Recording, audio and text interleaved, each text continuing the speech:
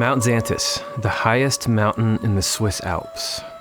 A group of mountaineers, tired from a long excursion, approach a steep snowfall. The terrain is difficult, dangerous. The view below is obstructed, and the path is narrow. One mistake will be fatal. A young doctoral candidate leads the group down the abrupt descent. In his enthusiasm, he abandons caution. His foot slips. He loses his grip. He fell over 60 feet. He should have died. Instead, in the seconds it took to reach the ground, his mind did something no one could explain.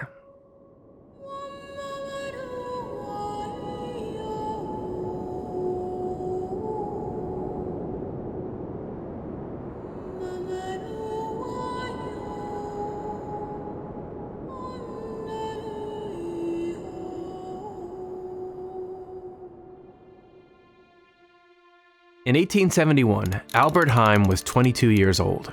He was a doctoral candidate in geology, leading a group of climbers down a steep alpine descent. He hadn't published his major work yet. He hadn't become the professor whose lectures Einstein would later call magical. He was a young man studying rock and strata, the physical structure of the Earth.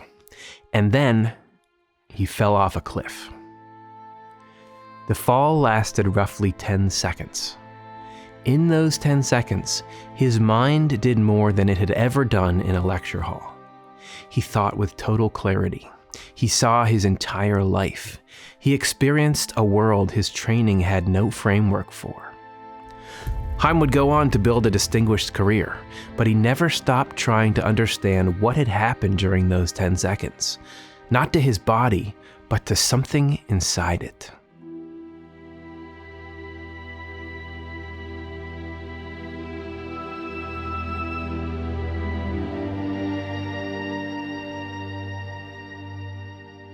Years later, Heim wrote about what happened during those 10 seconds.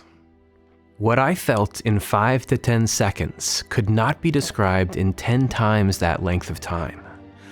All my thoughts and ideas were coherent and very clear, and in no way susceptible, as our dreams, to obliteration. His mind was clear, no fear, no panic. With no emotion, he recalled the steep wall where he had lost his footing. Below him, the obstructed view of the ground meant that there may or may not be a snow cushion to catch him. But if the snow had melted, he realized, he would probably die. Either way, he continued to reason, dead calm. He ought to take a drink of his flask of spirits of vinegar and put some drops on his tongue before he falls unconscious. He thought he would need his alpenstock and gripped it tightly. His glasses could shatter and hurt him. He debated whether to toss them aside or not, but was unable to move them. And he thought he had better call his friends once he fell and alert them to where he landed. They would have a difficult climb to reach him. He realized he might not be able to give his lecture, and he momentarily pondered how his loved ones would react to the news of his death. All these thoughts occurred within 5 to 10 seconds. His body was falling. His mind was not. 18th century scientist Emanuel Swedenborg described why this could happen. He wrote that in the spiritual world, space and time didn't operate the way they do here. They respond to states of thought and feeling. Space and time are left behind by everyone who dies and becomes an angel. At that time, people come into a spiritual light in which the objects of their thought are truths, and the objects of their vision are actually responsive to their thoughts. In the spiritual world, intervals of space and time are not fixed the way they are in our physical world, but are changeable in response to their states of life. Time was responding to Albert's thoughts.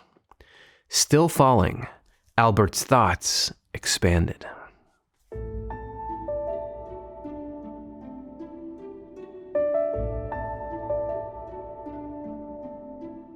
Something had shifted, and suddenly Heim was seeing his entire life before him, as if watching a play. A life review. I saw myself as the chief character in the performance. Everything was transfigured as though by a heavenly light, and everything was beautiful without grief, without anxiety, and without pain. The memory of very tragic experiences I had had was clear, but not saddening. I felt no conflict of strife. Conflict had been transmuted into love. To Swedenborg, Heim wasn't just seeing his life through an artificially positive lens. He was seeing his life as it actually was. He was seeing through the appearances of day-to-day ups and downs to a core structural truth, that there is a loving goodness at the center of everything that happens in our lives. The Lord in His providence constantly arranges for foreseen evil to be bent in a good direction. He aims at what is good, and this divine aim reigns universally, so nothing is permitted for any purpose except that some good may come of it. After this vision, in which Heim described feeling a divine calm, experiencing loving, elated thoughts, he realized he was free-falling into a snowy field below him. He thought, felt, and observed all things simultaneously. Then, with a thud, his fall was over. He lay unconscious in the snow for 30 minutes, glasses shattered, body broken.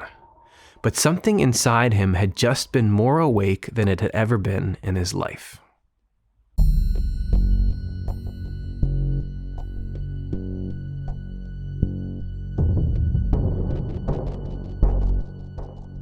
A scientist asks a question, begins his research, synthesizes the data, and develops a theory.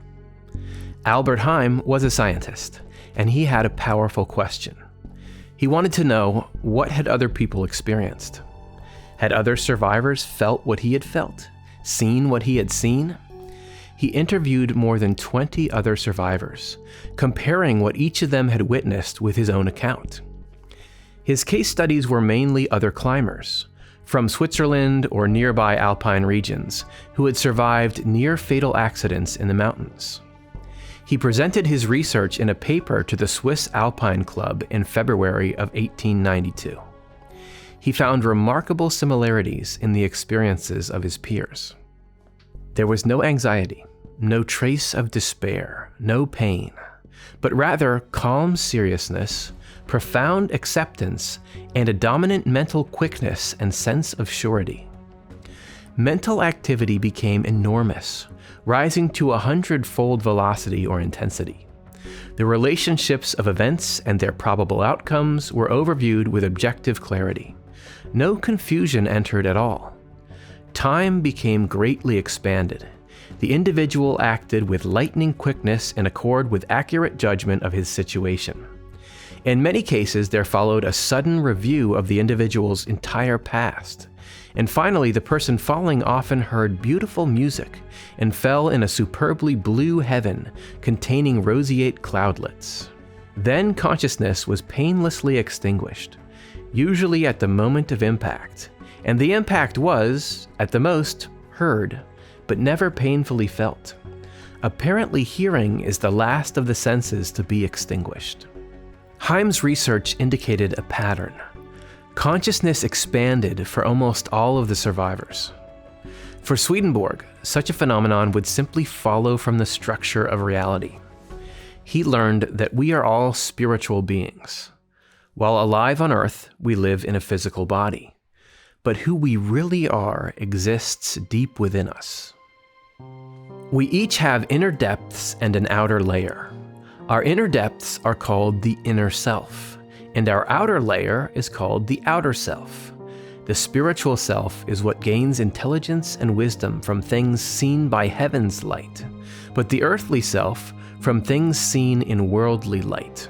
What Heim experienced was only a brief glimpse into that other reality, of his other self, an internal life that was more real than the physical one he had been living.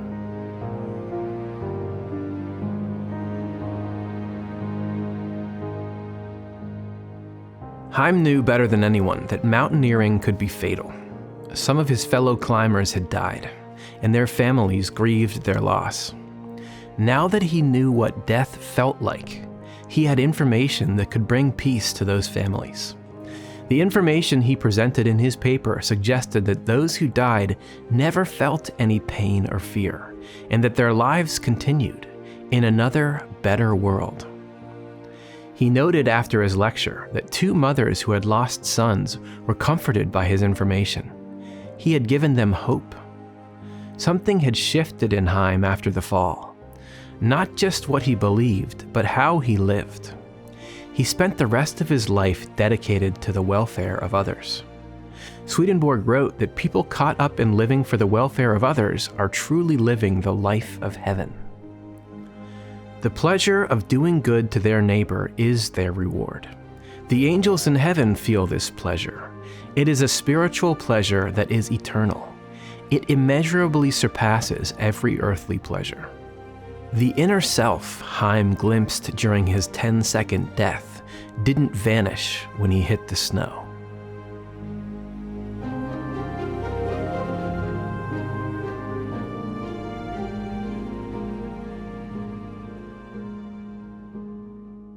What Heim glimpsed on the way down was already inside him.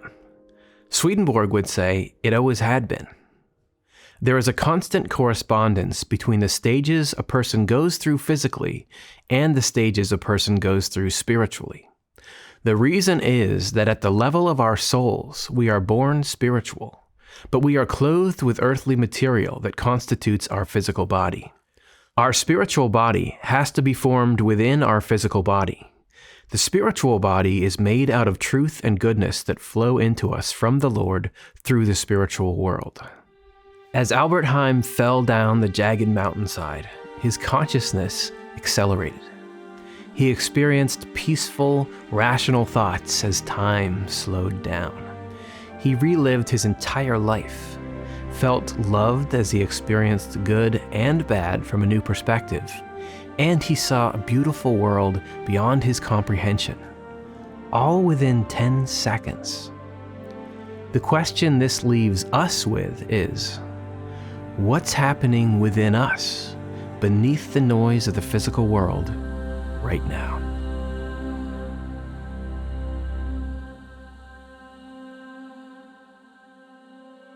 Hey everybody, thanks for watching. Hope you enjoyed that episode of the NDE Files. This show is produced by the not-for-profit Swedenborg Foundation. If you want to support us and the creation of this program, consider becoming a member of this channel. You'll get some cool perks and help know that you're spreading this content out for the next person to find.